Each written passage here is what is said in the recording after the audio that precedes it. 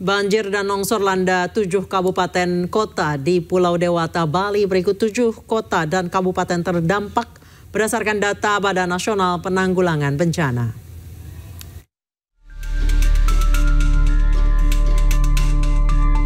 Pertama, Denpasar dengan 81 titik banjir.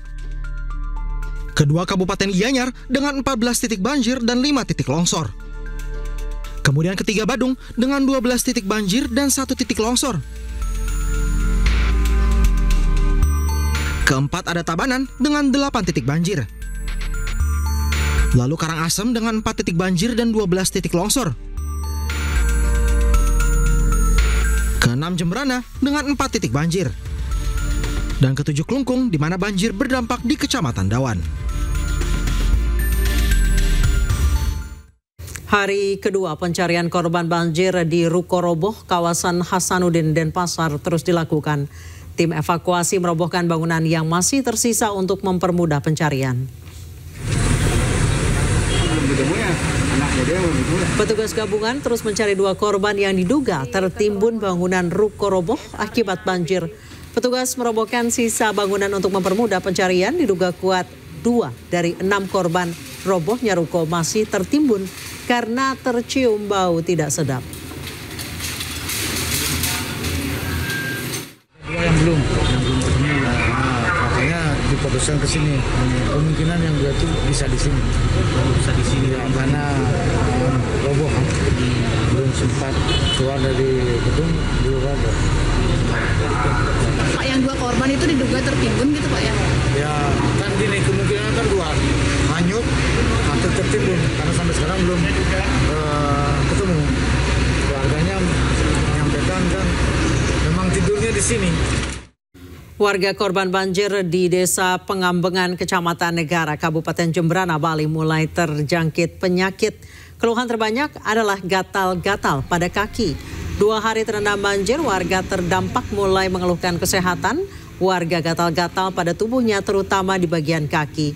Warga mendatangi pos kesehatan untuk memeriksakan diri. Selain keluhan gatal-gatal, korban banjir juga mengeluhkan demam dan flu.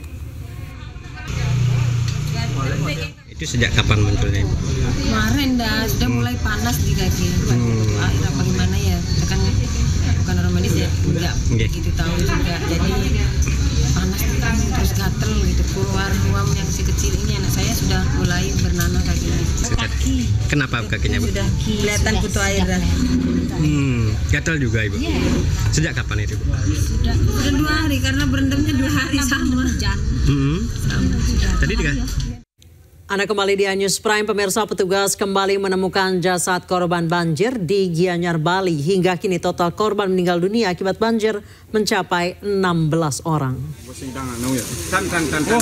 Jasad seorang perempuan berusia 50 tahun asal Desa Guang, Kecamatan Sukawati, Kabupaten Gianyar, Bali ditemukan. Korban ditemukan 500 meter dari titik awal dilaporkan hilang terseret arus. Warga bersama petugas gabungan langsung mengevakuasi jenazah ke rumah duka untuk dilakukan upacara pemakaman. Hingga kini total korban meninggal dunia akibat banjir menjadi 16 orang. Banjar Topati ini adalah tempat yang evakuasi warga terdampak banjir kemarin di Jalan Siulan. Juga bahwa kita mengevakuasi menyelamatkan warga di Jalan Siulan itu sebanyak 52 kepala yang di sini. Korban meninggal dunia akibat banjir bandang di Nagekeo, Nusa Tenggara Timur bertambah menjadi 5 orang. Pagi tadi tim SAR gabungan mengevakuasi jasad balita berusia 1 tahun, sementara 3 korban lainnya masih hilang.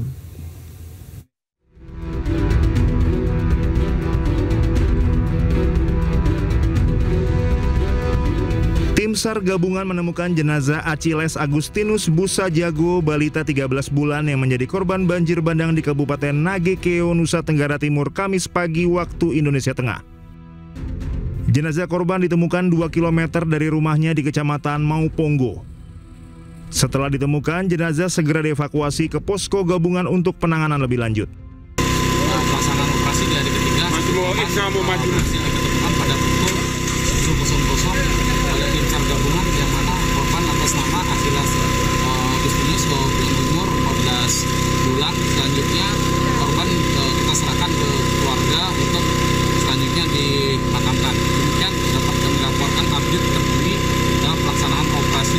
dan pertolongan oleh tim SAR gabungan.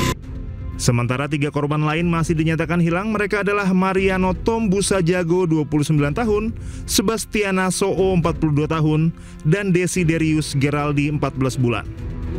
Saat ini jumlah korban meninggal dunia akibat banjir bandang di Nagekeo bertambah menjadi 5 orang.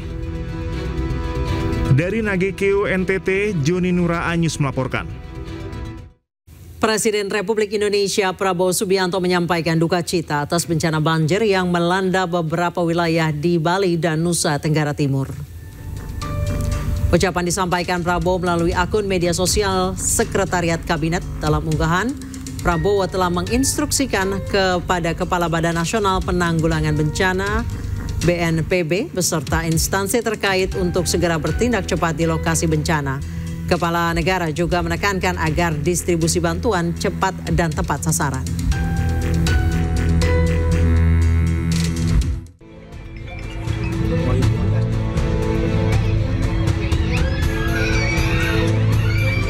Seorang sopir mobil babak belur dikeroyok warga di Kabupaten Wajo, Sulawesi Selatan. Aksi warga yang main hakim sendiri menyebabkan sopir mobil babak belur hingga dilarikan ke rumah sakit. Pengeroyokan tersebut viral di media sosial menuai berbagai komentar warganet. Kejadian tersebut bermula ketika seorang bocah 4 tahun diserempet oleh mobil yang dikendarai NR. Kejadian Bapak terlihat di video itu sih, kenapa ada Bapak di situ pada waktu itu? Kita bagaimana sih Pak pada waktu itu? Saya langsung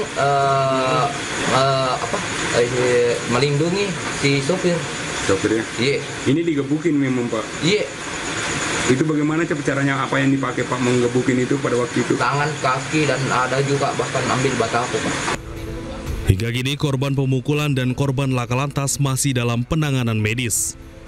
Sementara pihak korban pengeroyokan sendiri telah melaporkan kasus tersebut ke Polres Wajo.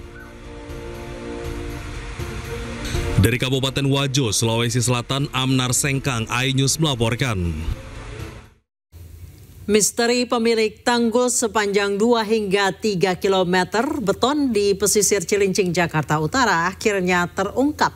Gubernur Jakarta, PT Karya Cipta Nusantara selaku pemilik memberikan akses para nelayan beraktivitas.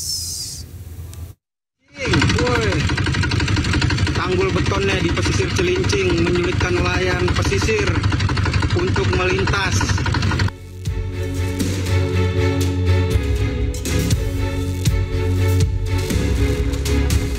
Inilah tanggul beton di perairan Cilincing, Jakarta Utara. Keberadaan tanggul beton ini membuat nelayan pesisir resah karena aktivitasnya terganggu.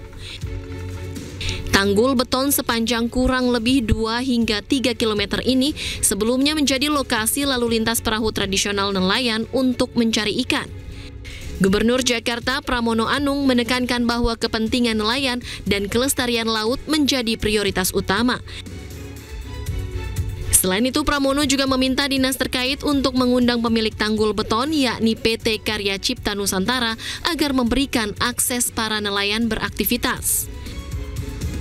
Pemerintah DKI Jakarta tidak mengeluarkan izin atas pagar laut tersebut. Dan ini merupakan kewenangan Kementerian KKP yang diberikan kepada PT Karya Cipta Nusantara. Maka dengan demikian, karena ini izin sepenuhnya diberikan oleh Kementerian KKP, memang sesuai dengan kewenangannya. Bagi pemerintah DKI Jakarta yang paling penting adalah para nelayan itu nggak boleh terganggu beraktivitas di tempat tersebut. Sehingga dengan demikian saya sudah minta kepada dinas terkait untuk segera mengundang perusahaan tersebut dan memberikan jaminan bahwa PT Karya Cipta Nusantara harus memberikan akses kepada para nelayan. Akibat tanggul beton ini, nelayan harus menempuh waktu lebih lama untuk mencapai ke tengah laut. Cuma sekarang ya agak terganggu sedikit lah, karena akses jalannya tuh nggak bisa kalau ini kan jalan pintas, ini kan harus melewatin beton dulu sana. Oh, jadi beloknya tuh jauh lagi gitu. Oke, berarti dari jarak membutuhkan banyak gitu untuk ini sampai ke tempat tujuan.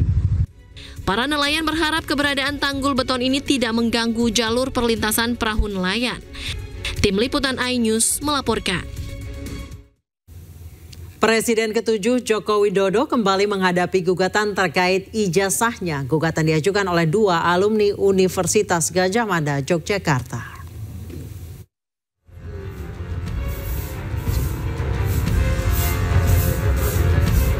Dalam gugatan tersebut, 2 alumni UGM yakni Top Taufan Hakim dan Bangun Sutoto menempatkan Jokowi sebagai tergugat 1. Selain Jokowi, Rektor UGM Ova Emilia menjadi tergugat 2. Wakil Rektor Bidang Pendidikan dan Pengajaran Wening Udasmoro sebagai tergugat 3. Kepolisian RI sebagai tergugat 4 dan UGM sebagai turut tergugat. Untuk menghadapi gugatan ini, Jokowi menunjuk YB Irpan bersama tim sebagai kuasa hukumnya. Oleh Pak Jokowi, saya diminta untuk bertemu dalam rangka koordinasi dan konsultasi terkait dengan adanya gugatan CLS di Pengadilan Negeri Surakarta yang terdaftar dalam register nomor 211. Nah, terkait dengan gugatan tersebut, saat ini saya sedang melakukan analisis apakah gugatan yang diajukan oleh saudara Top Taufan melalui kuasa hukumnya Bapak Dr. Muhammad Taufik dan kawan-kawan memenuhi kriteria sebagai gugatan CLS. YB Irpan dan tim hukum menyatakan telah menerima surat kuasa dari Jokowi untuk menangani perkara ini. Dari Solo, Jawa Tengah, Septiantoro iNews melaporkan.